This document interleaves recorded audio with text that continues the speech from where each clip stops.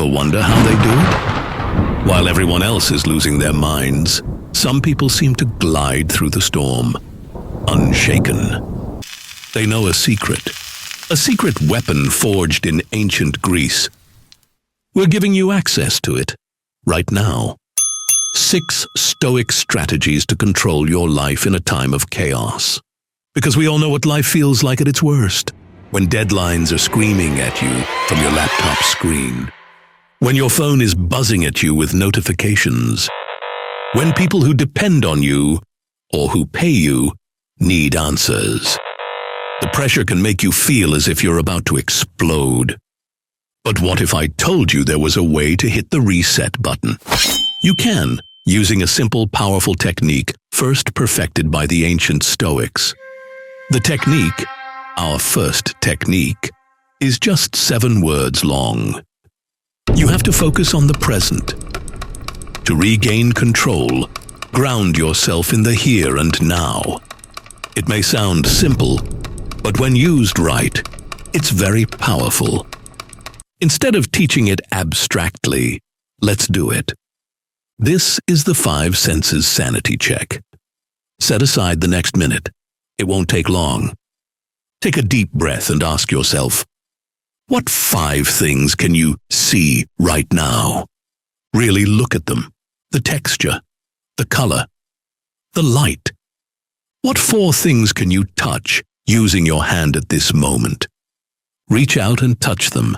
The ground, the grass, your skin. What 3 things can you hear? It could be anything. The television, a bird. What 2 things can you smell? Finally, what's 1 thing you can taste? Do it. Take a deep breath. Pause if you need to, and do this exercise. After it's over, ask yourself, how do you feel? Most people will feel calmer and more grounded, and that's an improvement over where you were a minute ago. The 5 senses sanity check pulls you directly into the present moment, stopping the mental spin and giving your nervous system a break. So use it. Own it. You'll be amazed at how quickly it can bring you back to your center. But what if you don't have a minute? What if someone you work with or a partner confronts you or asks why you made a mistake? Your first reaction might be to get angry, and ultimately, it's your decision. But first, you need the space to decide what is right. This brings us to our second technique. Try using the 5-second rule. Because the key to unlocking Stoic serenity might be only 5 seconds away. If it sounds too good to be true, you should question your assumptions. Because the real problem isn't the chaos itself. It's your reaction to the chaos. Picture this, an email just landed in your inbox from someone close to you. All caps, exclamation points. It's not good. Your blood pressure spikes. Your fingers twitch, ready to fire back a scathing reply. That's your reactive brain hijacking the controls. It's a primal fight-or-flight response, wired to protect you from danger. But in the modern world, if we're being honest, the danger is nothing more than a strongly worded email, or someone driving too slowly in traffic, or a toddler throwing spaghetti at the wall. These things don't put our life in danger. We don't have to react as if they do. Epictetus, one of the greatest Stoics, put it perfectly. Between stimulus and response, there is a space. In that space is our power to choose our response. And in that space is where the 5-second rule comes in. To use it, you must first recognize the trigger. It's that wave of anger, frustration, or anxiety you feel building. Then, pause. Don't react. Instead, count backwards from 5. 5, 4, 3, 2, 1. Seems simple, right? But those 5 seconds are crucial. Let's go back to that angry email. Instead of immediately typing a response, you count. 5, 4, 3, 2, 1. What happens? That initial wave of emotion starts to subside. You create distance between the stimulus, the email, and your response. Now, you can ask yourself, is firing back right now really the best course of action? Maybe a calm, clarifying response is all that's needed. It's not about suppressing your emotions. You should do what you think is right after those 5 seconds are over. But in those 5 seconds, you choose your response. This goes beyond theory. It's a skill, and like any skill, it takes practice. So here's your challenge for today. Wait until you encounter a situation where you feel your emotions escalating, a frustrating conversation, a stressful task, an unexpected setback. Then use the 5-second rule. Just pause for 5 seconds and see what happens. You might be amazed at the difference it makes. For short-term problems, you can rely on the 5-second rule. For long-term problems, we have our third technique, radical acceptance. Radical acceptance means accepting what you cannot change and focusing on what you can. Let's take an example of something that's bigger than you. Traffic jams. We all know them, right? You're late, frustrated, and muttering under your breath at the minivan in front of you, going 20 miles per hour. You're basically screaming at the universe, and it's not listening. That's where radical acceptance comes in. It's not about toxic positivity, pretending everything is great when it is not. This is about something way more powerful. It's about acknowledging what is, not what you wish was. We start with, it is what it is. Then we ask, what now? Accepting it is what it is the first step. The cold, hard truth. The traffic jam is happening. Your flight is delayed. Your presentation is bad, but you have to give it. You can't avoid it. So, stop raging and start deciding, what now? Because here's the truth. Acceptance doesn't mean you're helpless. It means you're freeing up the energy you were wasting on denial to actually do something. So that traffic jam? You can't control the traffic. But you can call the person you're meeting or your office and let them know I'll be late. You can listen to music, or an audiobook, or just think about something else. You can also use something we call the choice matrix. Imagine drawing a big box and dividing it into 3 sections. The first is things I control. The second, things I can influence. And the third, the real energy sucker, is things I have no control over. Most of the stuff we stress about lives firmly in that no control box. Other people's opinions, the weather, and the past are off limits. It is up to us to deal with it, not to change it. So focus on what you can control. Free up your mental energy and do something useful.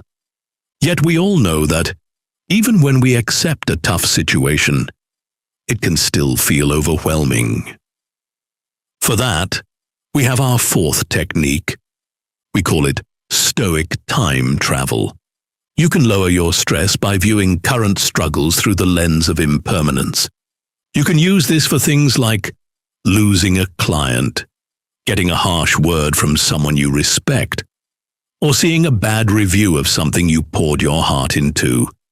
In the moment, it can feel catastrophic, like the world is ending. But here's the thing, it's not the end. That is where Stoic time travel comes in. It's about recognizing the fundamental truth that everything changes. Pantarei, the Greeks said, everything flows. The bad times will pass. So how do we do it? Close your eyes for a moment. Imagine that client you lost. Now, fast forward 1 month. Are you still obsessing over it? Probably not. You've likely landed a new client, or learned from the experience, or at least moved on to other challenges.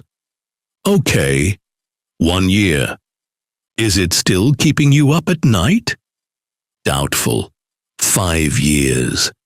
It's a distant memory, a tiny blip in the grand scheme of your life. But, you're thinking, this situation feels different. This feels like a permanent scar. We get it. We all have been there. But it's much more likely that this is just a rough patch. It may last for what feels like forever, but it will fade. That's the truth of impermanence. It's a reminder that no matter how intense the storm, the sun will eventually break through. So the next time you're in the thick of it, remember this. This, too, shall pass. Let it be your Stoic superpower. Because the knowledge that tough times don't last will help. And yet, bad moments can still sting. How can we improve on that? How can we make it so that individual blows don't hurt so much? For that, we can use our 5th technique, the art of non-attachment. You can find freedom by appreciating things without depending on them for your happiness. This is where Stoicism gets interesting, and even a little counterintuitive. We're constantly told to chase our dreams, grab onto opportunities, and cling on to the things we love. But what if that very grip is what's causing us pain? We believe our happiness is dependent on external things, but the truth is, it isn't. That's the core idea of non-attachment, to understand the difference between appreciation and dependence. It's not about not wanting things or not caring about people. It's about recognizing that your inner peace shouldn't hinge on whether or not things happen exactly as you planned. Here's a technique to get started. We call it the gratitude and detachment exercise. List 5 things you're genuinely grateful for right now. Maybe it's your health, your family, your home, or even a good cup of coffee. Really feel that gratitude. Soak it in. Now comes the hard part. One by one, mentally rehearse what it would be like to lose each of those things. What if you got sick? What if a loved one passed away? What if you lost your job or your house? Sounds morbid, I know. But here's the key. As you imagine these losses, don't wallow in despair. Instead, focus on the possibility of continued happiness, even without them. Remind yourself that you are resilient. You have inner resources. And even in the face of hardship, you can find meaning and joy. Think of Epictetus, who, despite living as a slave, achieved profound inner freedom. Or consider Nelson Mandela, who was imprisoned for decades, yet maintained an unwavering spirit. If they could do it, we can too. Imagine a kite, held tightly to the ground. It tugs and it pulls, but if you just let go of the string just a little, it will rise. We are like that kite. If we free ourselves of negativity, our emotions will lift too. And that's just a start. To be even better prepared, try our 6th and final technique. Use your mind to create your own Stoic mental armor. Imagine facing a barrage of bad news, a deal falling through, your closest relationship on the rocks. It can feel like a direct hit to the heart. But the truth is, life throws punches. It is what it is. The difference between those who thrive and those who crumble isn't whether they get hit, it's how they take the hit.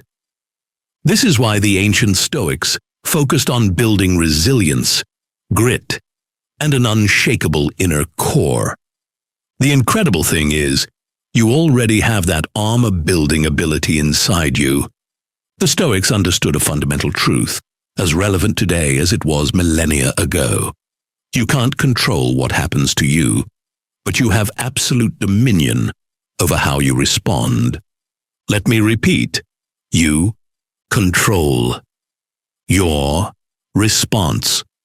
Before a big presentation, you practice, right? You anticipate questions. You troubleshoot. So try doing that for your life. Imagine how things may go, the good with the bad. Now, here's the crucial step.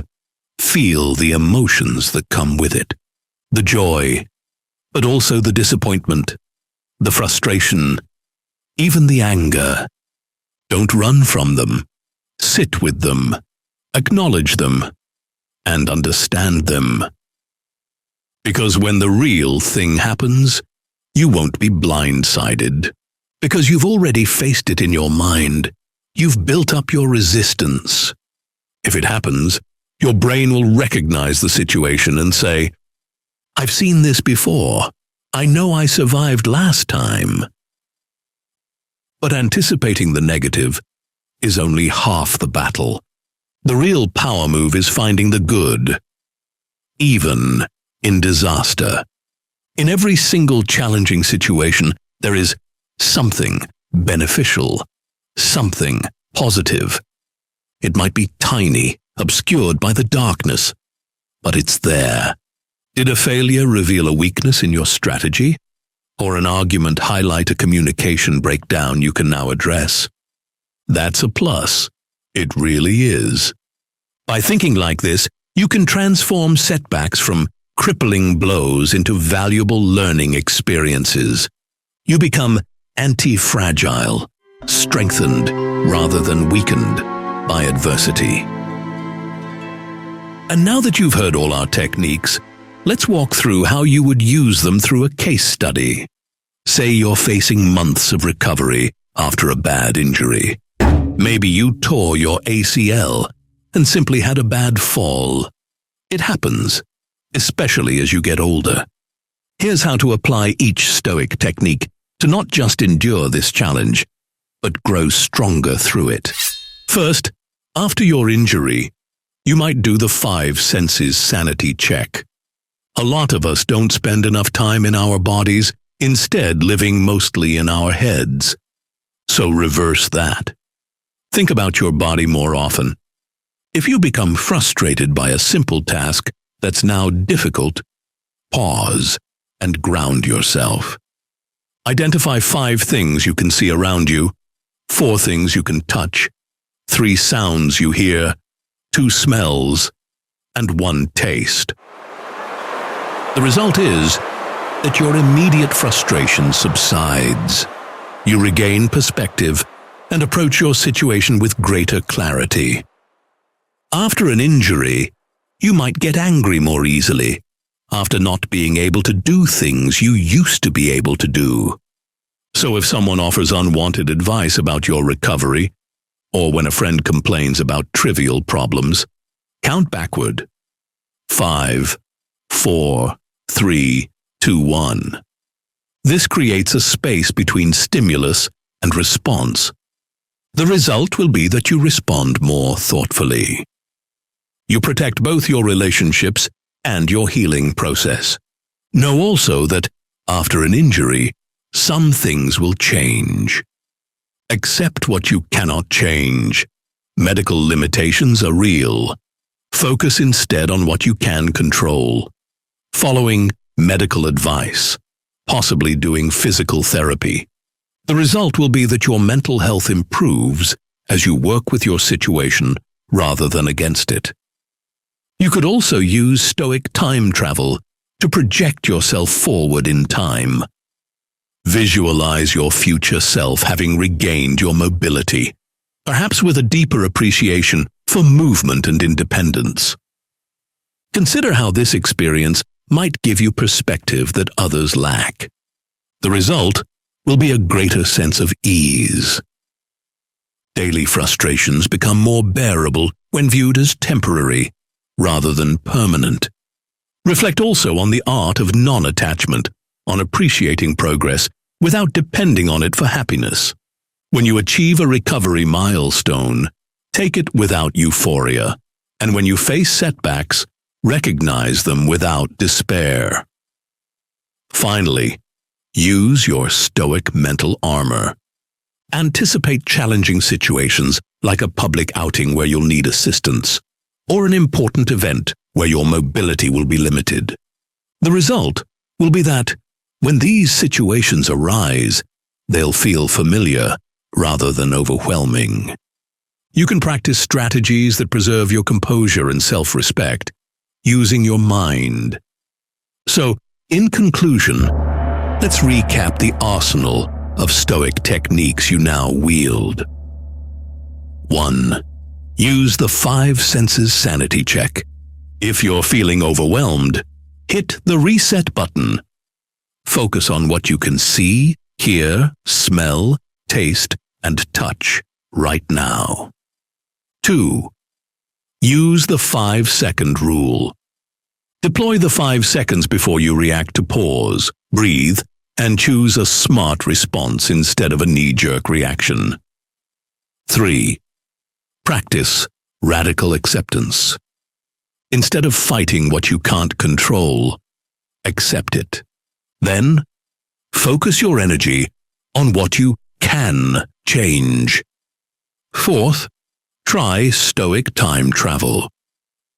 Imagine looking back on your current problem from the future. Will it even matter?